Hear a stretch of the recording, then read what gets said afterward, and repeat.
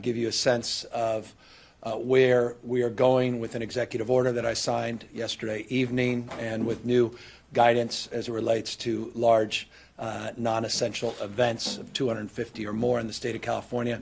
And we will walk through details of the Grand Princess as well, as those operations are now moving into their final phase. Just a beginning update, 198 individuals in the state of California have been tested positive.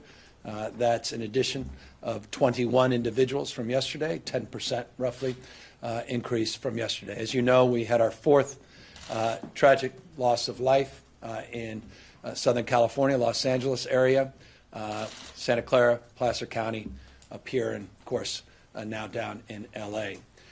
We are currently we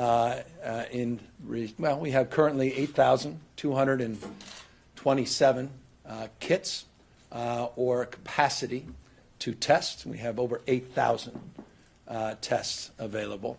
We have currently conducted some 1,573 tests in the state of California. I continue to reinforce that the tests are not complete, meaning the test kits do not include, in every case, the RNA extraction kits, the reagents, the chemicals, the solutions that are components of the broader test. This is imperative that the federal government and labs across the United States, not just state of California, get the benefit of all the ingredients that are components of the test.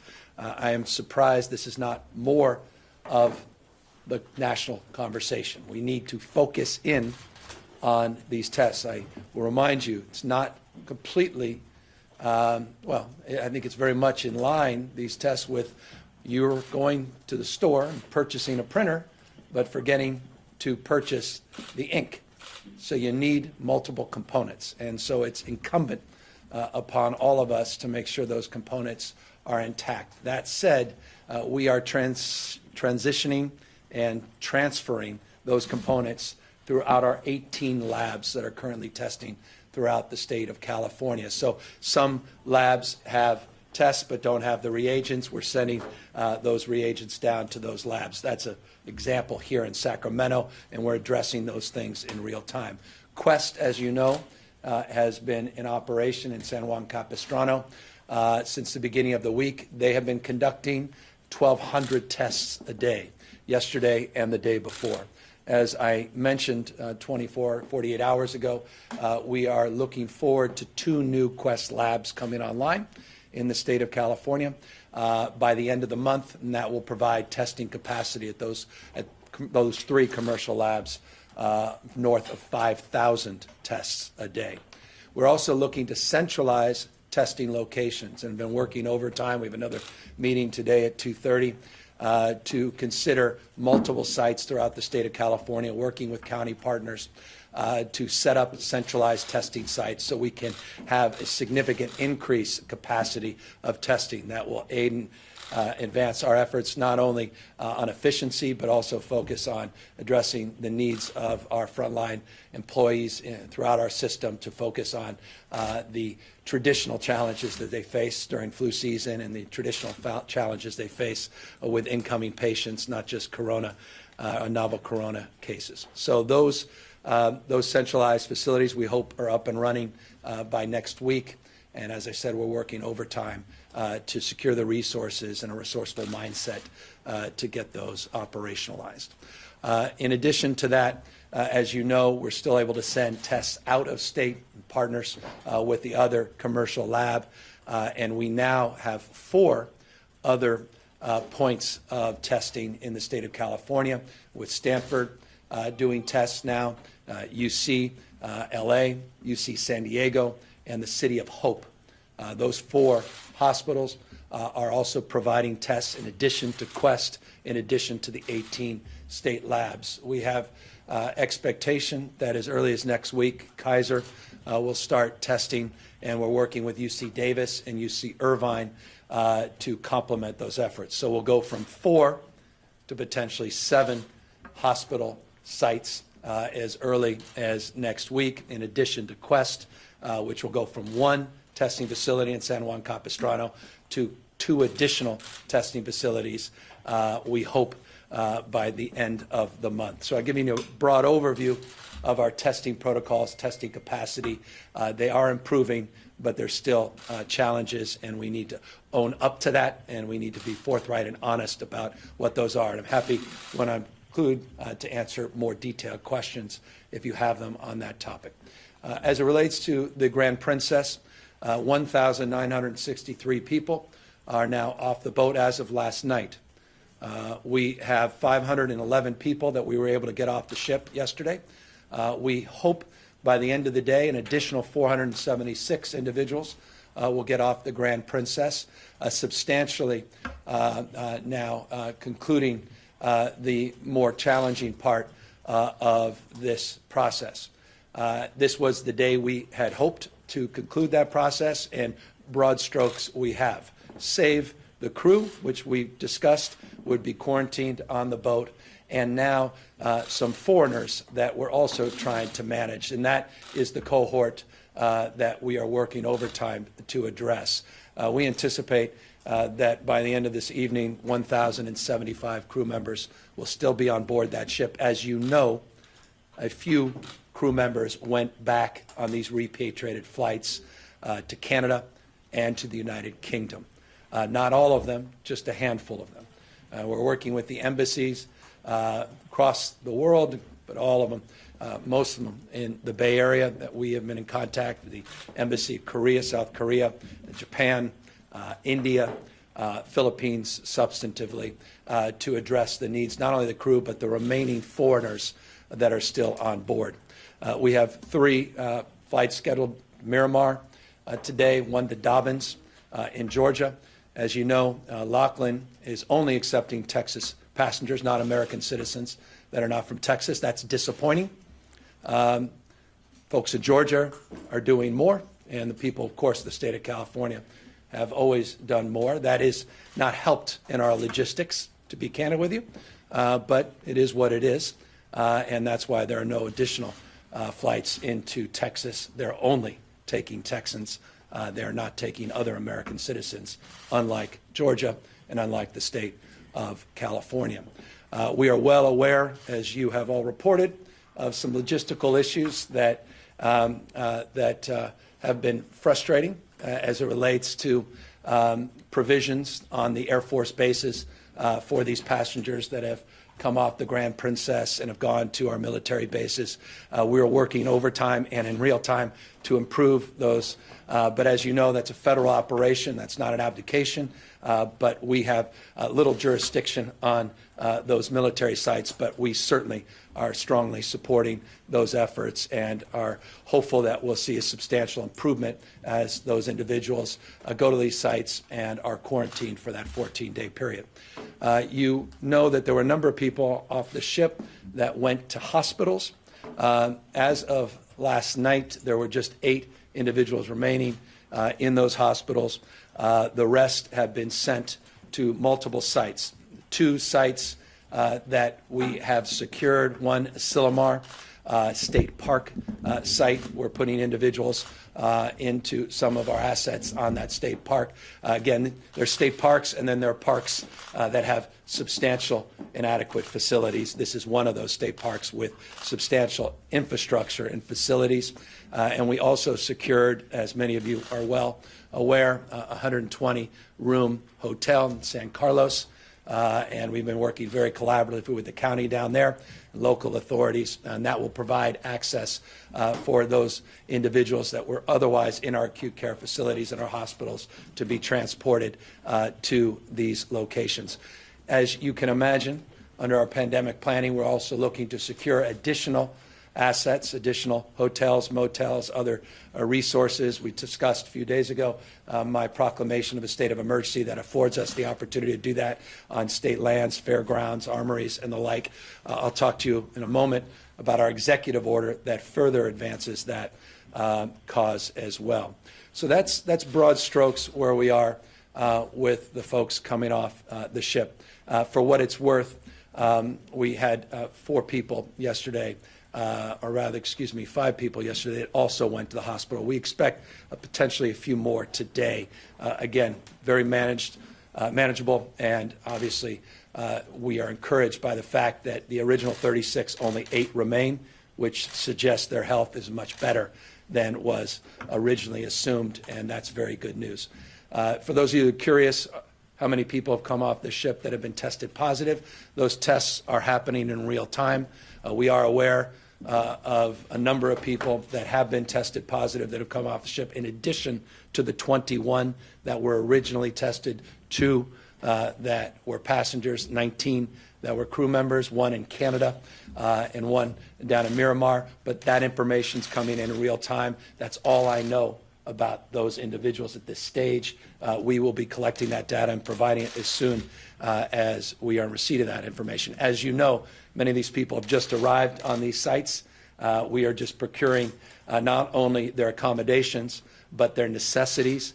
And once those are done, then they'll begin the testing regime. Again, all of these individuals will be tested, but not all of them have been tested. Again, this repatriation effort from the cruise ship into the Port of Oakland, into these military sites, not just in California, but across the country, Texas and Georgia, is a real-time operation. Once people are settled, they'll be tested, quarantined, and we'll have that information to provide you. We, pursuant to that executive order last night, made an additional announcement, as I referenced a moment ago, related specifically to non-essential events in the state of California.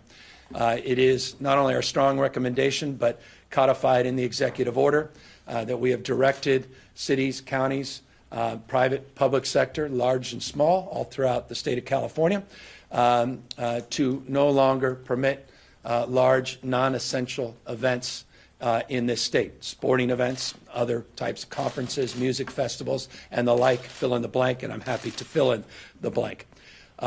We believe that was appropriate based upon a number of factors, not least of which our collaboration and coordination with the CDC. As you know, yesterday, mid-morning, midday, the CDC put out protocols and guidelines for a similar number of individuals, 250 or larger for non-essential gathering in the county of Santa Clara. That was just one county. We felt more appropriate to begin to advance that process throughout all 58 counties in the state of California. We've been working with our local partners, and that has been broadly supported. And while it is a directive, while it is a guidance, its legal authority is limited from an enforcement perspective. I know this is a question many of you have, but I have all the expectation that it will be advanced and will be adopted. Invariably, you're going to ask, well, what happens if it isn't? I'm not concerned about that, but I can assure you we have the tools in our toolkit if indeed we needed to move forward with stepped up capacity. We have the ability, the ability as governor to enforce, but I don't expect we'll need to do that. I think people recognize the imperative of this moment and the importance for non-essential events to limit that social interaction and the mixing of different groups, particularly for our seniors and those with compromised immune systems. And in that respect, we have also put out guidelines to limit to 10 the number of individuals in those categories that come into congregate settings, that come into contact with one another. So those are the protocols we put out. Those are the parameters. Invariably, I think you're going to see this not only across the state of California, where we have seen this pursuant to our directive last night, but across other parts of the country very shortly. So that includes all large athletic events. That includes, obviously, not just private concerts and private functions, large conferences and the like, but clearly sporting events that would impact not just the NBA with their unique set of circumstances, but Major League Baseball, which is moving towards opening day very shortly, and others. That directive is effective for the rest of this month. We will extend it as necessary, and it's likely it will be extended. We didn't want to put a firm timeline, but we want to give people a sense of what to expect. And we've been socializing that throughout the state over the course of the last 24, 40, 48 hours. It does not include, at the moment, and I can explain, and I will explain why, casinos, card rooms, It does not include right now theaters, and it does not include large parks like Disneyland. I had a conversation with Bob Iger yesterday. We've been meeting with our partners and our tribal nations. We've been meeting with leaders of those respective industries. The complexity of their unique circumstances requires additional conversation, different kind of engagement, and in real time, we're in those conversations and engagement. The reason we didn't do it was because of the complexity of their unique circumstances, but I assure you, we are moving quickly and effectively towards a resolution in those spaces. And again, this is with the advice and counsel, not only the folks behind me, but with the direct engagement of those individuals that would be impacted. They raise enough legitimate concerns and questions in the short run that we felt it appropriate to exclude them from this general order today and advance those conversations with earnest later this afternoon, and hopefully have some clarity and guidelines in the very immediate future in terms of those venues.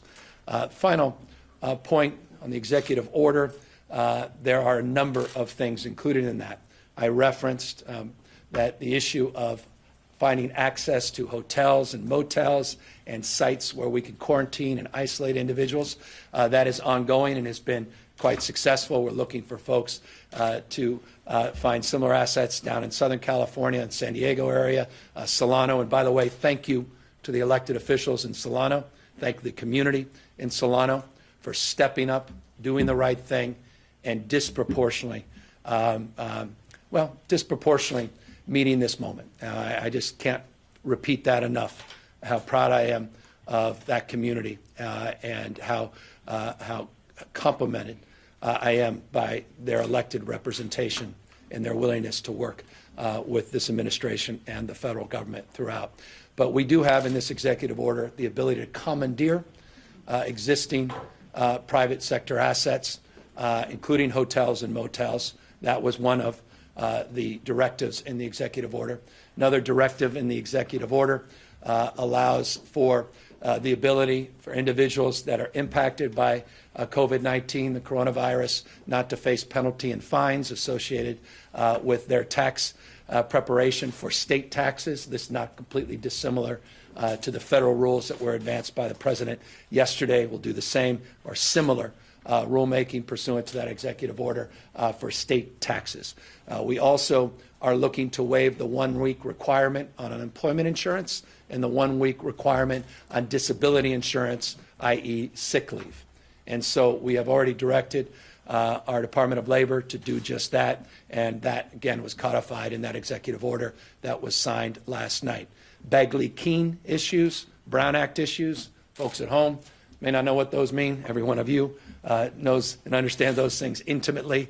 Those provisions and those appropriate protections for public transparency and accountability to the public are being preserved, but telephonically, through technology, and through other means and mechanisms. We laid those out. A full page of our executive order just lays out the details of Bagley-Keene and details of the Brown Act, but still provide public access, still provide the ability for the public to be notified, but still allows us to conduct ourselves at the state and local level with the public trust always front and center. And so that is another part of that executive order. I can continue, but want to just highlight two additional, more substantive parts of the executive order that has to do with the issue of lab testing and scope of practice, and the issues related to EMS and paramedics as it relates to scope of practice, and the issue of being able to get retired annuitants to be part and participatory of this moment and allow folks out of state to come in and be part and participatory to meet this moment. So allowing us additional resources in respect to accessing the state rules in a way that provide more flexibility. So that's broad strokes where the executive order lies, the directive on social gatherings in excess for non-essential events of 250 or more. And we continue, in closing, to work on the essential events. And for me, essential includes schools.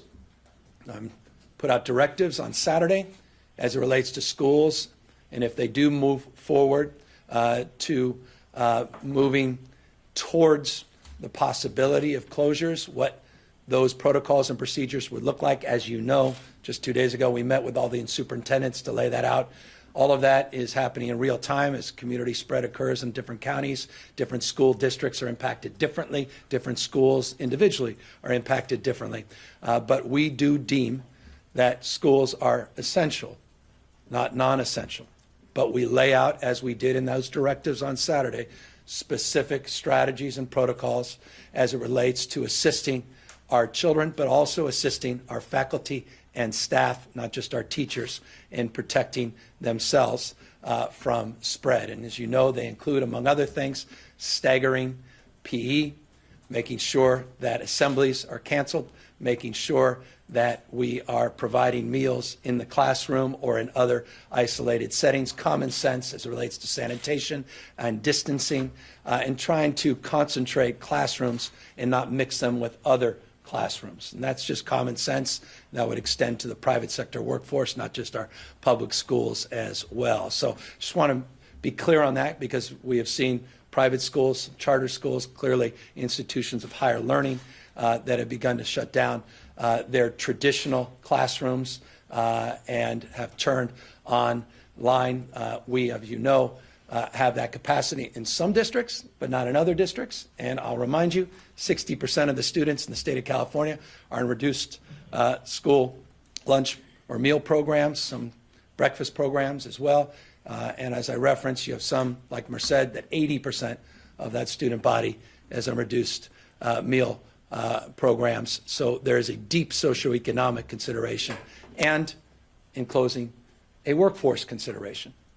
If you are a caregiver of a loved one, a police officer, firefighter, emergency room doctor, nurse practitioner, and you have kids, and you have no capacity to have those kids at home without your own presence being there, you no longer are part of then the workforce to meet this moment. And that's why, again, we have to be very thoughtful and considerate as it relates to our education system and the broader impacts, including, if we do close, how to feed these kids and how to protect these kids and make sure they're real caregivers that are there to secure their needs if indeed they are back home. So that's where we are in broad strokes today. I will say this, and forgive me for repeating this, none of this surprises us, and I hope doesn't surprise you. I continue to try to lean in with transparency and where I think we're going, and clearly as it relates to social distancing with these non-essential events, this is where we need to go next, and to make sure we fully implement those procedures and protocols to slow down the spread, to get through a peak, and to get through the next few months so we don't overwhelm our healthcare delivery system, and we can meet this moment, protect people, and do our best to address not just the health, but public safety and economic consequences of this moment. And so with all of that said, we're happy to answer any questions. Governor, you mentioned that some of these tests don't have all of the components. Does that mean you can still use them? So do we still have the capacity of 8,000 tests if you don't have we have 8,227 tests that we believe we have the capacity to conduct. And we are distributing those throughout our system, not just the state labs, but these local labs. But there's 18 labs in that system currently. 19 labs are in possession of test kits. 18 are currently utilizing those test kits. To the extent there are backlogs in certain local labs because they don't have all the components, we have already engaged Quest to then begin to test those backlogged kits to the extent they don't have all the components. As of this morning, we do not have any backlogged tests. So it's a way of reinforcing that currently, because of the partnership with Quest and the nature of how we're distributing all of the ingredients, not just the traditional kits, that we currently are meeting the demand. But again, that demand is limited by the protocols and procedures that are in place. And that's why I want to say again, our intention, giving you a sense of where we're going, is to centralize our testing capacity, to partner with our counties and to provide facilities where we can access substantially greater number of tests with all the component parts in partnership with Quest and other hospitals and labs throughout our system, including outside of the state.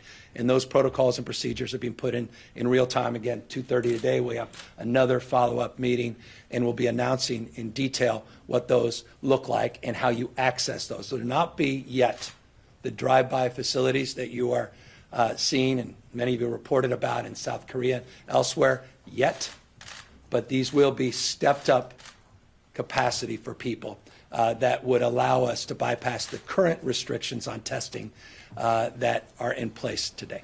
Governor, to what extent is the limitation on testing a result of lack of funding for county health departments? Is that a factor here? To my knowledge, that's not a factor. We're well resourced, and to the extent that any lab and county is in need of additional resources, we are in constant contact, and we'll provide those resources. Look, from a cash-based perspective, this state is in a good position to meet this moment. We have the support of the federal government, the $8.3 billion appropriation. Obviously, they're loosening up additional access to resources on the UI, hopefully in the paid sick leave space. That will only further our efforts. We're in the beginning of our budget year, so the agencies and state departments, including local, have not expended. They're not at the end of that fiscal year cycle, so we feel we have ample resources. So why is Quest Labs able to come in and provide the reagents and the personnel? Then why don't the county labs have those? Well, that's an issue that we have expressed very publicly and privately, and it's an issue that needs to be resolved quickly. And I was very clear about that 2 days ago with all of you. We've been very clear with our federal partners, the incredible importance of making sure we have all the components of testing, and that we are provided those in real time. Quest and other commercial labs, this is all they do 24/7. And in many of these labs, including the 2 that will come online by the end of the month, particularly here in California, these are automated tests. In essence, it's all-in-one kit that then allows them to move forward. Otherwise, it's separate components. These are more automated systems. As part of the after action, I assure you I'll be standing here, hopefully in a number of months, talking about what occurred and dust settles and ways to improve. This will be an imperative for the federal government in partnerships with states and municipalities, large and small, across the country to address going forward, so we're not just reliant on these commercial labs for these completely integrated tests. Can you comment? And there, a woman in, as you know, a woman in an Elk Grove nursing care facility was one of the people who died from this virus. Has everyone in that facility been provided a test? Do we know that there aren't other seniors in that home? Yeah, all of them. Well, we're monitoring all of them, and Dr. Galley could talk more about where they are in the protocols of testing. So we're working closely with the facility, first and foremost, to make sure that we have eyes on all the residents, making sure that the staff are taken care of as well, because we know that this is a vulnerable group, susceptible to severe disease, and our first and foremost priority is to ensure that they're getting the care that they need. Additionally, we are working to make sure that those who need testing, that we have it available, and are working with the facility to determine who will get tested very soon. Are there concerns that an employee from that facility might have spread it to the surrounding community? Certainly. I mean, we know that there's widespread transmission, right? So what we are certainly focused on is ensuring that people who have been in that facility are given all the guidance that they need to understand how transmission happens, to keep away from people in their community that are also equally susceptible, that they if they develop symptoms, that we get them the care and testing that they need right away. And this is certainly a very important moment for California, one of the first facilities that takes care of older Californians with a case and, in fact, a death. That we are taking it very seriously to make sure that we lean in, and under the governor's guidance to really push forward and make sure that other facilities, that we're very vigilant in making sure that not just residents but staff are given the attention that they need. So why only test people if they show symptoms? staff and residents? We are working on the protocol right now to determine how many we can test right away. I expect that we'll be testing almost all of the residents that are in that facility, not only because it gives us an opportunity to make sure those residents are safe and protected against COVID-19, but it also creates an opportunity to understand in a facility such as this with one known case with a pretty significant mortality outcome, how many people are in fact infected, and it helps us do what the governor has been asking us to do, which is really get in front of surveillance. This is sort of a targeted surveillance moment as well. What about Governor, visitors when it coming in comes and to out? testing kits, just to understand, did we know that the other tests that we were getting from the federal government did not have all the pieces, and we just wanted whatever we could get to match with what we? Not in the beginning of this process. Okay, we didn't know that they weren't. Not in the beginning of the process. Yeah, and it became clear when we had some ambiguity. We were referencing the number of test kits, and we were then getting queries back from some of our local labs saying, well, we can't use these test kits. And then obviously it led to a series of questions and then deeper understanding of what these kits were and what they weren't as it relates to the reagents, as it relates to the RNA extraction kits that weren't always a component of the tests that were being provided. Again, the CDC is well aware of this. We've made it crystal clear. I had the conversation with the Vice President directly, individually, yesterday morning about this, and they're working real time to start providing them. But again, the good news in this respect is concurrent to those conversations to address those gaps in those testing protocols, the commercial labs are now coming on board. And as I noted, they are substantially advancing our efforts to test comprehensively. 1,200 tests on Tuesday, 1,200 tests on Wednesday, 100 tests, just to put in perspective, on Monday. So they're significantly ramping up capacity when we open that West Hills site, the Sacramento site, at the end of the month, or by the end of the month, of getting as much as 5,000, potentially 5,500. Interestingly and importantly, those tests are not just for California residents. I don't want to mislead you. Those tests roughly today are about 50% of California samples. These are testing labs that are absorbing people from out of state. Accordingly, we know doctors are sending tests out of state individually to commercial labs for the benefit of California residents as well. What we are putting together, and we'll start providing this information, is a aggregated number. I gave you the number of tests we've done to date in terms of the 1,575, but we have now, with these hospitals coming online, not just the labs coming online, we are going to have to collect all of those all that data and begin to report that. And as we increase the number of testing facilities, including these congregate sites and these community sites, the testing numbers are going to start increasing significantly. You talked about confirmed cases. Do you have any numbers on the people who had the coronavirus and are now healthy?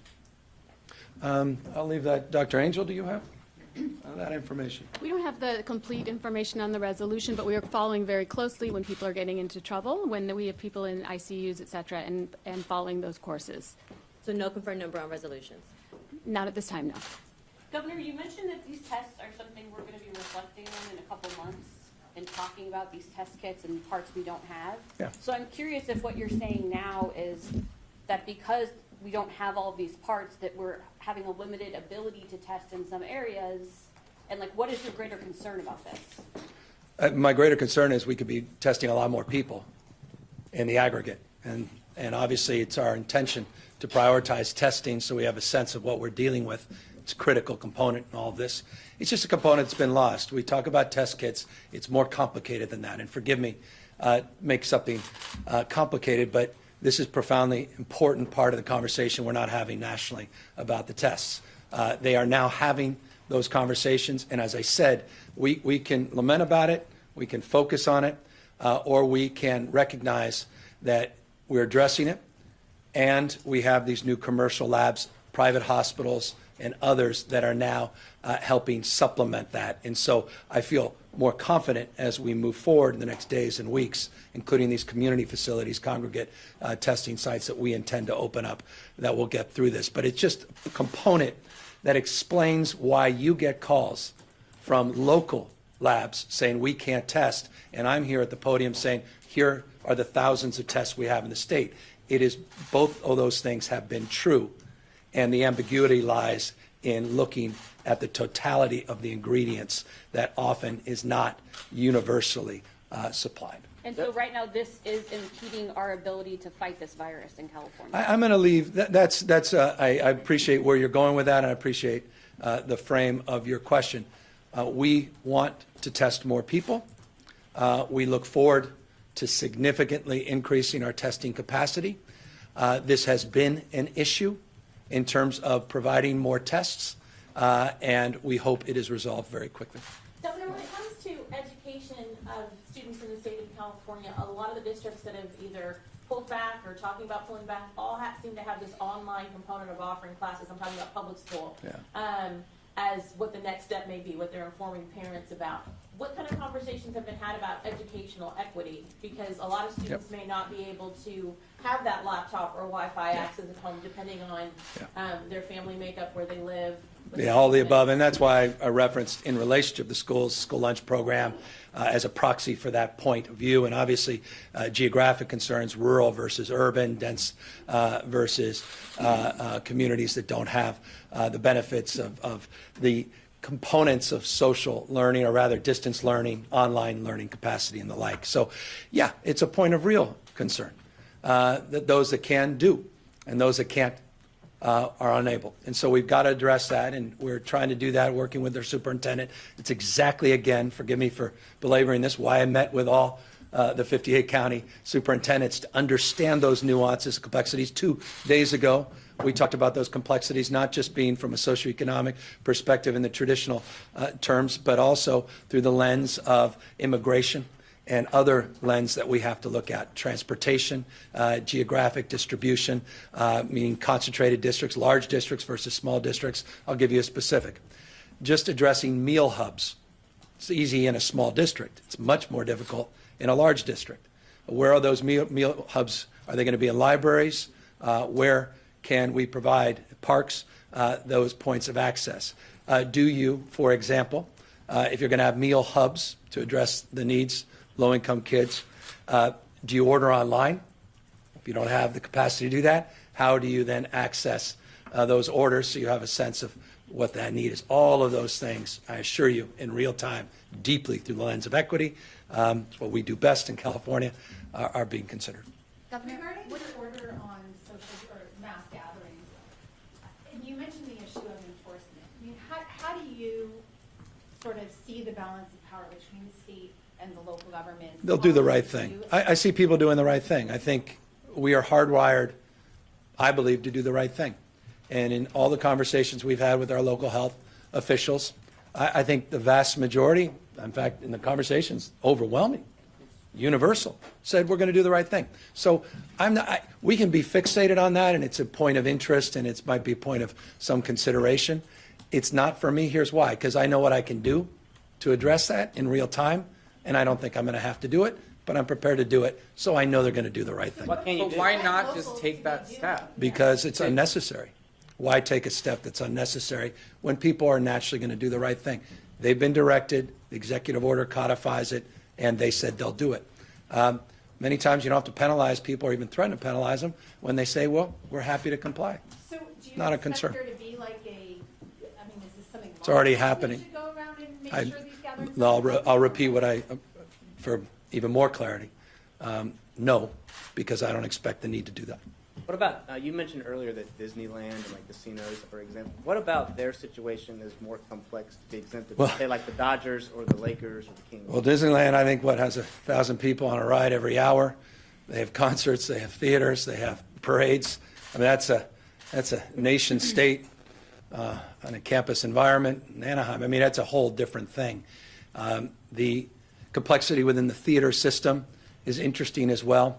They are advancing some social distancing protocols. They're looking to stagger, just as your seats are currently staggered, the show times, et cetera, and new considerations of queuing, lines in their facilities. They're working with us in real time on those protocols, and they are providing hybrid considerations for us, and that's why we agreed to work with them to address those issues. and to provide guidance with them. It includes casinos as well. As far as amusement parks, it goes beyond Disneyland. Have you been talking like Universal? Correct. Six Yeah, Flags? so Jeff Shell, we've been in contact with all of them, and we'll continue to work collaboratively with them, but that is correct. Does not include amusement parks. I asked you this last time. I mean, how is your administration and your close advisors, how are you guys functioning? Have you been tested? Has your family been tested? You know what? I will test any other human being that's older than me. They deserve a test before someone like me deserves a test. So the answer is unequivocally, absolutely no. I have no symptoms, and you know what? Even if I did, I'd prioritize people that need it the most. The last thing we need to do in this circumstance is take care of ourselves without taking care of the people. And so my priority, my administration's priority is you first. But that said, I care deeply about our team members and care deeply about their families, and they're doing common sense things that you are doing, and they are practicing what we're preaching in real time, including on the issues of how best to conduct the business of government. And as I noted to you 2 days ago, CalPERS and others are already doing that. In fact, I think we have today our Future of Work Commission. Now, one person is in the same room, so we're already practicing. Forgive me, Zoom just got a little nod. We're using Zoom to bring everybody online, and so that's just one of many examples of what we're doing, the kind of things you and I, everybody else should be doing. So Are to your that kids end, still in how school? should things happen here in the Capitol? I mean, this is a place of mass gatherings. That's We're the working, nature of- yeah, we're working with state parks on tours, and we'll have some guidance very soon on that. But there's school groups walking around. There's 100 people up in the health committee. That's right why now. we're working with state parks, and we're going to give you guidance on that in real time. We're working with legislative leaders in real time. You saw the Pro Tem put out a press release. We are working with her. The Bagley-King components, the Brown Act components were essential in terms of them moving to the next step. Those were afforded officially in the executive order last night, and in real time we'll address their needs. But let me say this. We won't just address the needs of elected officials. We'll address the needs of the janitors here. We'll address the needs of the workers here, the folks that are in contact with more people than anybody else, and those to security that's afforded here. Everybody deserves that same level of consideration. So there is no hierarchy here.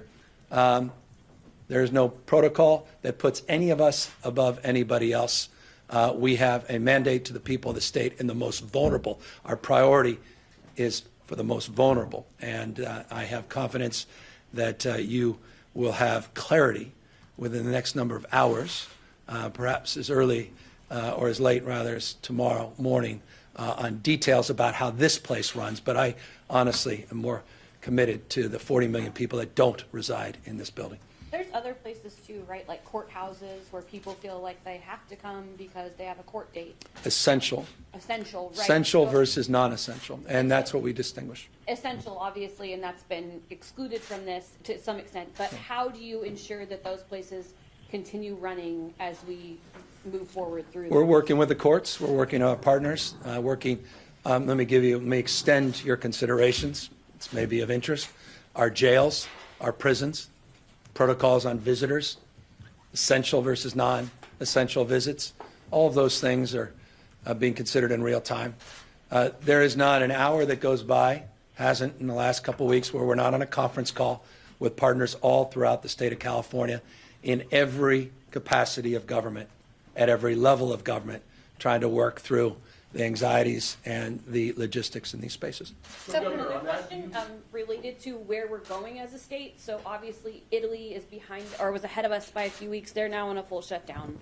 So can you give citizens a sense of what the next steps are, what comes after this, and what they should be preparing for broadly? Well, the most important thing, it's one thing to take a piece of paper and to fix your signature to it. It's another to apply its intent. So it's in the application now that I'm most immediately focused on of the guidance that we put out last night in the executive order. I continue to posit that it's decisions, not conditions, that will determine our fate and future as it relates to COVID-19. We have agency. We can change the future. It's not something to experience, something to manifest. So it is in the sum total of our individual decisions that we will determine the fate of this virus. We will meet or not meet the moment. I have confidence we'll meet the moment. And so we want to make sure we apply the principles of the social distancing. We want to make sure we secure the needs of our most vulnerable populations. That's why, again, it's not 250, it's 10. We are prioritizing our assisted living facilities, our congregate care facilities, disability communities, which is another big and under-focused area of concern, and making sure that we socialize this in all 480-plus cities in the state and 58 counties in a way that is as consistent as we can make it. Then we will move to the next iterations. I remind you, I said it a couple days ago, that we're running scenario plans. You're going to see these numbers increase. We've been saying this. I know Dr. Fauci said yesterday, everyone thought, wow, I had no idea this was coming. Of course, none of that should have been a surprise. We've been saying numbers will increase as we start testing more and more folks, and we move from a framework of, trying to track and trace every single point of contact to more of a containment framework. And that's what phase we're in currently, and that's the phase I think we'll be in for a little bit of time. And to the extent we have to prepare for extremes, that's the commandeering component of the executive order. That's the securing of the hotel resources and motel resources and state park resources that have hotel and motel components. That is already underway. That 120-bed hotel in San Carlos, we're not going to fill that up today, but the reason we wanted 120 beds is to the extent we need it. We are looking at old mothballed facilities, including hospital sites, to potentially take them over, to scrub them, get them up ready in case we need them, and we're willing, to be fluid in this. Let me talk about fluidity, and forgive me for belaboring this. This is just important for folks to know. We, as part of the dynamic of considerations in real time and what is happening, not what we thought was going to happen, we, working with the mayor of Oakland and the port director of the Port of Oakland, they have been spectacular, by the way. That's what partnership is all about. They felt it appropriate, working with the State Department, working with the CDC, ASPR, which is that under HSS, which is the coordinating body that is point with our operation for the Grand Princess, to continue to site and to port the ship through Sunday. We were going to send it back out to sea today. Everyone felt it was just unnecessary to do that, even though we have gotten all the Californians off, and we'll get substantially everybody else off tonight, save a few foreigners that we are still trying to get back home and get them on appropriate flights. But because there are a few foreigners and are not on there, and because we are looking to get those crews back to their home countries like the Philippines, Japan, South Korea, India, and other places, we felt at least through Sunday we would just keep the ship there. That is something, again, all of us concluded was appropriate on the circumstances. And is this an example of the nature of how you need to prepare for anything? Governor, why isn't the Surgeon General here? You created that position. Well, we're in constant contact. We could have about 150 people here, and that wouldn't even do justice to the number of people that are operationalized currently. But she's out. She's talking to our private sector partners. She's actually helping us secure resources. We've got a whole team on innovation. Folks coming in with testing kits, this protocol, that protocol, people from around the world sending things. She's assessing all those things. She's done a magnificent job. Governor, are your kids still in school? They are. And also, do you think that public health response has at all changed because of limitations on testing? Is it being designed around that? No, I mean, I have no sense of that personally. I've not heard that from any of the superintendents. I didn't hear that from our superintendent of public education. I haven't heard that from principals and teachers that I've been in contact. I'm not concerned about that. To the extent that becomes an issue, we will immediately disabuse people that it should be an issue. Public health, public safety, first and foremost. We can always make up for these moments later. Governor, you said a couple days ago you were going to look at your options for, stopping cruise ships from docking in California. Have you done that? Have you made any? Well, One Better, Princess announced they're suspending all cruise ships for the next 60 days. To their credit, Viking immediately responded in kind. To their credit, we hope to hear other announcements similar throughout the rest of the day in the next few days. That's very helpful. And also, do you have, for gatherings of less than 250 I mean, there's a lot of things coming up. It's wedding season, it's high school prom season. Yep. What's your advice for people, parents, kids, for things like that? Common sense. Again, it's for seniors, for people with compromised immune systems. Avoid those events. Common sense. We lay out our guidelines in detailed terms of how one should conduct themselves for events that are deemed essential or even non-essential events less than 250, on social distancing, on sanitation practices, what those protocols and procedures should look like. I laid out in detail what we believe the school systems should be doing. Workforce, we expect the same in terms of how desks and tables are organized. Outdoor venues, we distinguish from indoor venues.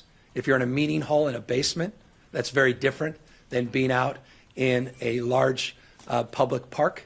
And so all of those things have criteria and consideration that have to be tailored through the application of something that is available to all of us and is a renewable resource, common sense.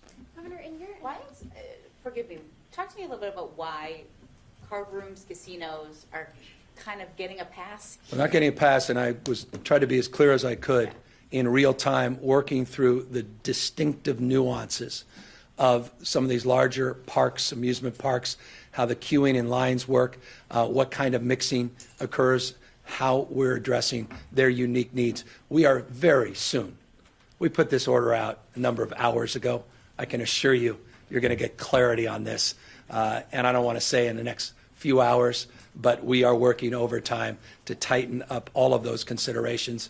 I laid out as an example, not just some of the large amusement parks, but the theater chains that are already, and they provided us more information about what they're already doing and are about to announce that allowed us to step back and say, all right, with those considerations, let's keep working on any ambiguities of consideration. But I assure you, we are leaning in. We're not being passive. I think we're meeting the moment, and we're not going to allow people to be separate and above if it puts the health of the people of the state of California at risk. As the testing situation, Oh, sorry. Sacramento and other counties have ended recommendations for 14-day quarantines as part of the mitigation strategy. At what point would it make sense for the state to also end that recommendation? Well, we'll make that determination, but I can assure you we didn't believe that appropriate for those repatriated on the Grand Princess. We felt they should be quarantined on the military basis. Not everyone felt that way. There were some health officials that felt they could home quarantine. We didn't think with the totality of people coming off that ship. Remember, we started with 2,421 passengers on that ship. We felt the system was not prepared to absorb that. So we'll make those determinations in real time. County by county, they're making determinations based on community spread, based on the current conditions within their counties. They are all working hand in glove with Dr. Angel, Dr. Galley, in terms of recommendations, protocols, procedures, and we in turn, of course, very directly with the CDC. So that's the fluidity, that's the dynamic of those decisions. as the testing situation improves in the state, if we were to have another cruise ship situation, would the goal be to test everybody on board before you let them? I think the most important thing we did, and Dr. Red, who was part of the Diamond Princess efforts versus the Grand Princess, this is the model, not the Diamond. They tried to quarantine people in that ship for that 14-day period. More people came into contact with the virus as a consequence. You want to get people off the ship as quickly and effectively and efficiently as possible in a way that doesn't just impact them, but the community and communities you're bringing those people into. And that's a combination of the protocols and process and procedures. So it would be my intent, unless those tests can't be done within minutes or hours, that we remove people as quickly and efficiently off the boat. But we hope not to be back in this position, because I can assure you this has been a large operation. It has been deeply time-consuming, but in the process, we've developed very strong relationships with our federal partners, and that is going to make us stronger moving forward and more capable. But we don't need many more of these cruise ships coming in on with these kinds of repatriation processes.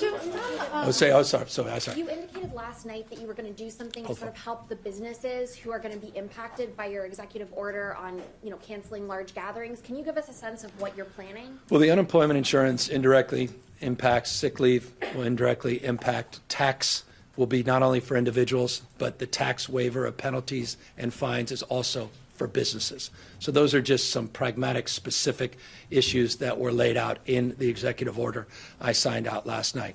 We are working very collaboratively with Speaker Pelosi, who's been magnificent. She has our back. She has the American people's back, but substantively, folks in her district and in the state, and she's been deeply connected, not just individually with me, but her team and our team on where we can best utilize federal support that would help address the anxieties, particularly of small and medium-sized businesses, particularly in the service industries, the hospitality industries that will be disproportionately impacted, specifically wage earners that don't have the benefit of unemployment insurance and in benefit as a workers' comp, do not have retirement benefits that they can access and the like. So you have folks that are part of our contribution platform economy, the gig economy, broadly defined. You have folks that are independently working 1-2 jobs as a waiter here, busboy there. Those are the folks that we are most sensitive to in terms of needs. And we have Lenny Mendonca here, who runs our economic development work in the state, who has been working 24/7 to try to organize our requests to the federal government, and is working with Keely Bosser and our finance team to the extent the state can provide appropriate support. But the state did, in that process, develop the framework for this executive order that begins to help support those in need. Governor, is the cruise ship industry paying for any of this, the cost? Yeah, we'll assess the cost. Trust me, we have a detailed ledger of costs associated with this, and local, regional, state. Oh, come on. We're not prepared to answer that question right now because those dollars are happening in real time. We're focused first on public safety, public health, but we'll have those numbers. And to the extent, cost, I can assure you, this was substantive the conversation I had with the President of the United States and the Vice President, that's not a factor as it relates to taking care of American citizens. It was never going to be a factor with the repatriation of those 6 flights, not ships, that originally came into the state of California. While those may have been discussions, we were absolved of any anxiety related to those repatriation missions. That's not an impediment in terms of doing the right thing. Some people have been very critical of President Trump and his administration's response to this pandemic. You have been very critical of him on other issues, but not on this. Why?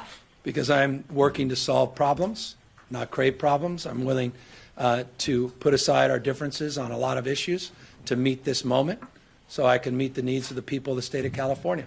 And I think we're better off when we're working partners, not sparring partners. And I call balls and strikes. I think you guys have heard that from me on ad nauseum occasions related to wildfires, related to earthquakes, and I've been consistent. When we are working well together, I express it. When we're not, I'll express it. And I have nothing to say to create a wedge because I would be lying to you. I'd be making something up to fulfill some political lane or some political purpose. And I'm not here to solve for politics. I'm here to solve for public safety and public health. We have a question on the phone, Governor, if you don't mind. Okay, thanks. We have Laura Mahoney of Bloomberg Law.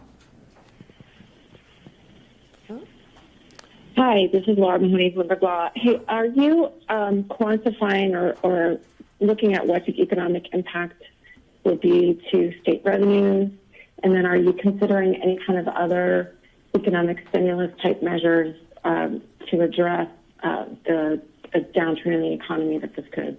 So it was just a few weeks ago. Let me answer that specifically, but first let me contextualize the world we're living in.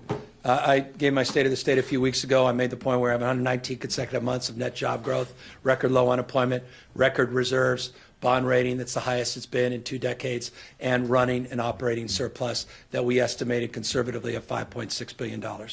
I mentioned 48 hours ago that we had anticipated a slowdown in the growth of the American economy, and we had referenced, or rather, we had incorporated that into our January budget. I referenced to a number of you individually, now I'll do it as a group, that our December and January numbers as it relates to the S&P and where we thought the markets would be are actually higher than we had projected in our January budget, and that we had a good month or two of cash revenue that exceeded some of our early projections. We are uniquely positioned to meet this moment. That said, the economic disruption is profound and it is real, and clearly it's going to have an impact on our state treasury. Too early to determine what impact. You watch the markets like watching, whatever you watch, but it's, when I sat down this morning, it was down 2,000. When I got out of the meeting, and 10 minutes later, it was only down 1,100. So if we live in that moment of anxiety, then my answer may change moment to moment. But I can just say this. As of yesterday, we're about 12% off our projections on the S&P. As I noted, the S&P was about, 3120 is where we expected to be at the end of Q1 of this year. It's obviously not at 3,000, not on 3,100. But 12% is not 70%. It's not even the 20% that was identified through the bear market identification yesterday. So we're assessing that. Again, we're in a unique position. California is a nation state. It's a dynamic economy, but it is an international state in this respect. We are interdependent. And trade and commerce in our ports of Long Beach, ports of LA, obviously we're number one in two-way trade, number one in manufacturing. That is going to impact the state of California. No one's naive about that. And of course, we are a dominant tourist economy. Hotels, restaurants will struggle. All the conferences, tech, and the like that are canceling large conferences, all that will have an impact. All that will be assessed. But I'd rather be in our position, candidly, than many other states that were already running deficits and already running in the red in terms of the general direction of their economies. So are you revisiting yet any of these kinds of Everything's being programs and revisited things that you in real time. You can imagine that Keeley is not just saying, hey, I'll come back in May and then we'll think about it. She is meeting with people 24/7. Lenny and his team have brought in the best and the brightest minds from across the country, quite literally. And when I say that, that's not one of those political throwaway lines. I mean some of the leading economists and experts in the United States that are advising Lenny, advising our budget team. And we are running scenarios not just on pandemic planning, public safety, public health, but also on economic conditions. And the wonderful thing about standing here in March and not in June and July, or worse, August, is that we have a revise coming up that was going to happen on the natural, and now will happen with all of this benefit of new information, and we'll meet the moment. Governor, I know obviously we're in this right now, but initially, how do you think the state's response is comparing to past, health emergencies, SARS? I think we're doing. I can't. I've been here 8 years, 9 years now, lieutenant governor. So I don't have the benefit of decades ago, but I do have the benefit of former Governor Schwarzenegger providing me information of considerations as it relates to our pandemic plans and some of his unique experience. I've had the ability not only to talk to him about that in relationship to pandemic planning, but subsequently wildfires. Governor Davis, the same on wildfires. Clearly, obviously, Governor Brown. And being a student of our reactions in 2015, 17, and 18, as we had the three of the worst wildfire seasons we've had in our history. We're second to none. And I say that because we have an all-hazards approach to suppression, mitigation, and recovery. And what that means is we don't just look at issues of wildfires. We consider wildfires and PSPS. We consider wildfires, PSPS, and earthquakes. We consider wildfires, PSPS, earthquakes, and pandemics. And the protocols and logistics and the operational construct is very similar in those responses as they are in this response. That's why Mark Garaducci is point down at the Grand Princess, working on logistics, his partnerships, hand in glove, not just with FEMA, but with the federal military personnel working on these Air Force bases for other reasons and purposes. So I feel like the state is doing everything it can, and there's always areas for improvement. You'll find them. We'll find them before you find them.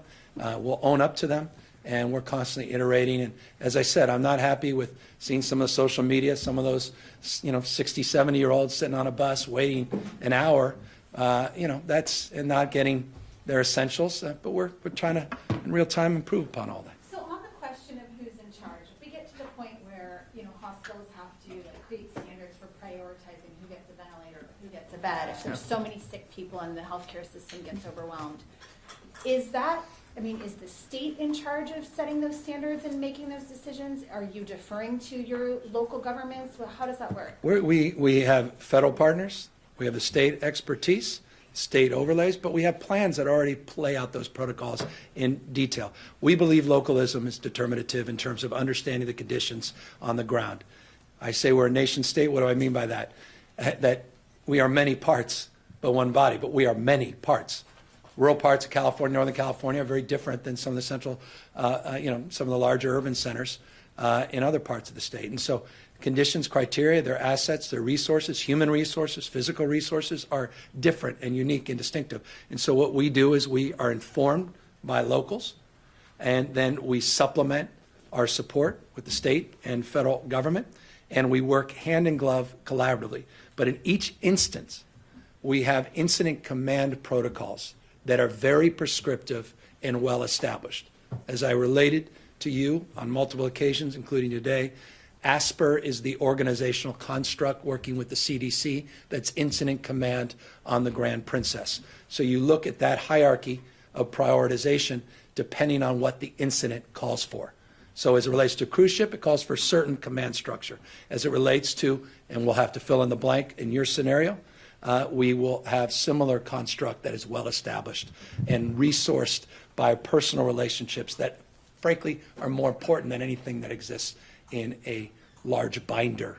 And that's why I'm very grateful for these folks that are on the phone 24/7 building trust at the local level. Last question, if there is one. If not. Well, I'll take advantage of that. Thank you all. I hope to never see you again, but for the better and more enlightened reasons, but we'll probably see you tomorrow. So thank you all.